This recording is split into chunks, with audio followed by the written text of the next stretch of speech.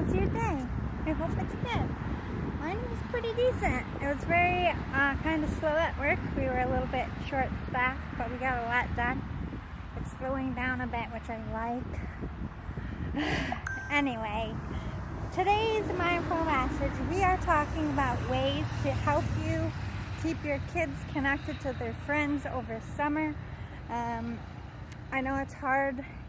Our kids are kind of slinking into recluses because of COVID, and over summer vacation it can become that way again where they're isolated from their friends. They can still text and call, but it's not the same. They're not getting social interaction. This can also work with cousins. If you're trying to keep your kids close with your nieces and nephews, this would also work. It's really just any way to keep kids connected this summer. I have my handy dandy notebook. I made some notes. Let's get into it. Okay, so first of all, the best thing to do would try to if your kid knows their first and last name, it's helpful, but they don't always know that. Check the yearbook for the kid's name. You can try on Facebook looking for their parents. Contact the parents through social media and be like, hey, I'm so-and-so. Your kid was in class with my kid. I know it's weird, but they really get along, and I was wondering if maybe you'd like to meet me at the community pool or the park sometime this summer so they can get together and play and have some fun. You know what I mean? You can offer to host a play day at your house. Oh my God. I think I swallowed one of them white fuzzy things. Ew! Anyway, something happened. It's hot as balls. Did I already say that? It's like 90 something. I'm still doing my walk. And I work in this heat all day. I don't have air conditioning. So when I say I'm pooped, I am tuckered out, folks. So excuse my brains, but just organize a play date by connecting with the parents if that's possible. It's not always possible.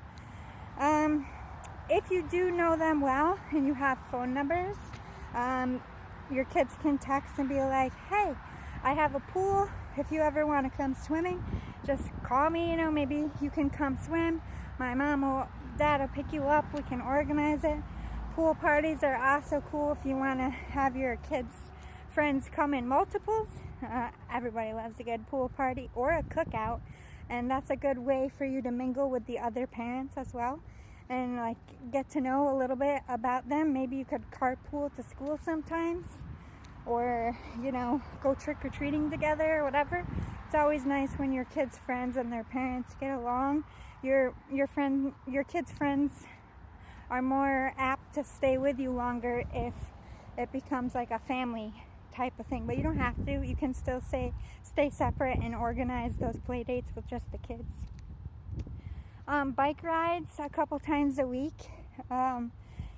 If your kids have friends in the area and you just want them to reconnect in a safe way, you could monitor them by traveling with them on bikes. You're getting exercised yourself, or you can map out a route with them, safe places they could. If you got a preteen or a teenager just starting to need a little bit of independence, you can set up these bike routes with their friends and just make a point, me and such and such's mom and dad, we're gonna be down here, at the ice cream place or whatever, waiting for you guys to complete your bike ride. Let them know that you're waiting so they're not gonna fuck off and they're gonna fuck off a little bit. Expect it. They're teenagers, but they're gonna be a little bit more well-behaved knowing that you are at a location waiting. You're not just at home doing stuff and preoccupied. That's another way to notice if something does happen and an hour goes by and your kids haven't come yet, and that you know the route, you know where to look for them. But also keeps that safety bubble for you. Same thing with organizing play dates. I find a lot of kids like to go out to eat with their friends. You pick up their friend and take them to Applebee's or the Olive Garden, wherever you want to take your kid that they like to eat. My nephew likes Tully's Tenders around here, or Tully's Good Times, because they make the best tenders. I love their tenders too. I have yet to meet someone who doesn't like their tenders. But yeah, like whatever your kid's favorite restaurant is, just pick up their friend like on a Tuesday after work. It's just an hour or two with their friends, but you know, they can sit and hang out, eat a meal.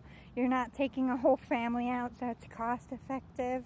A lot of restaurants, because it's summer and business slows down, they have great prices for kids meals. You can also take your kid out for ice cream, root beer floats. Diners are like superb at those. Taking your kids to a candy shop with their friends, and you know, giving them each an amount. Be like, whatever you can get with this, you can, you know, make your own bag. It's not only a memory for your kid and they have fun, but then their friend has a memory too, and they're taking the candy home. You know, just, you know, hopefully they don't have uptight parents about that. If you do have uptight parents, you can take them to a bakery and get them a donut, something they consume before they get to their parents' house. Well, just make sure they don't have like a sugar allergy or something like that. Allergy, I can speak, it's fine. Going to the zoo, amusement parks, water parks, organizing that with like 2 or 3 of your kids' friends. They have a really great time walking ahead of you, just hanging out, going on rides. You know, it's kind of like they get a little independence, but they're also being monitored, and they have a lot of safe things and fun things to do. Who doesn't like the zoo in the summer? It's the best time to go. All the animals are out. If you don't have a lot of money to take your kids out and about, you can always invite a kid over for dinner. Like, hey, anytime you want to, if they live in the area, if you want to come over for dinner, you just come on over. We'll make you a plate. Let them know that the open invite is always there. They might make your kids' friends feel comfortable in your house. If they're comfortable in your house, they're going to want to spend time with your kid more apt there. But also make sure your kid's comfortable in their house too. It's got to work both ways. You can make crafts, like a party. Get your friends together. We'll go get a tie-dye box. It makes like 10 t-shirts. So, you know, call 9 of your friends. You guys can make some tie-dye shirts to wear when you go back to school. You can all wear them on your first day of school. You know, that's a really cool thing to do, and get them excited and reconnect before school. And they can ask each other, who's your teacher? What bus are you on?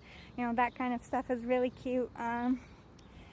It's a good time of year to be outside, like staining wood and painting, anything like that with teenagers and stuff.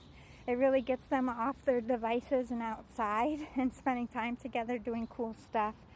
If you have a boat, I know kids love boat rides, or just renting a boat for a day. If you are able to do that, you can pick up your kids' friends and just have like an amazing day out on the boat, swimming in the water. Kids never forget that stuff. They always have a good time. And if you're far away, like maybe you're spending time with your family in another part and you want your kids to stay connected with their friends, or vice versa, maybe they're going off to summer camp, have them organize Skype dates and help them, you know, because kids, they get sidetracked. So you can get it ingrained in their schedule, like after dinner, 7 o'clock, you guys can Skype for an hour and tell each other how camp is going and stay connected. They might fall out a little bit, but if you help them make it ingrained into their schedule, it's more apt to keep friendships alive. Whatever you can do to nurture their time together, it's only going to create stronger bonds for your kids while they're in school.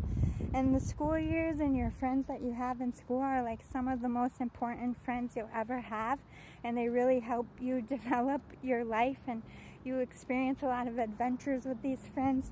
And the best part of being a parent is allowing your kid to have the freedom to do so in a safe space, welcoming their friends. Like, you always hated it when your friends were like, oh, they're a bad influence, stay away from that kid. Don't be that parent. Be the inclusive parent. Not only protecting your child, but the other child. It's just a nurturing environment for everybody.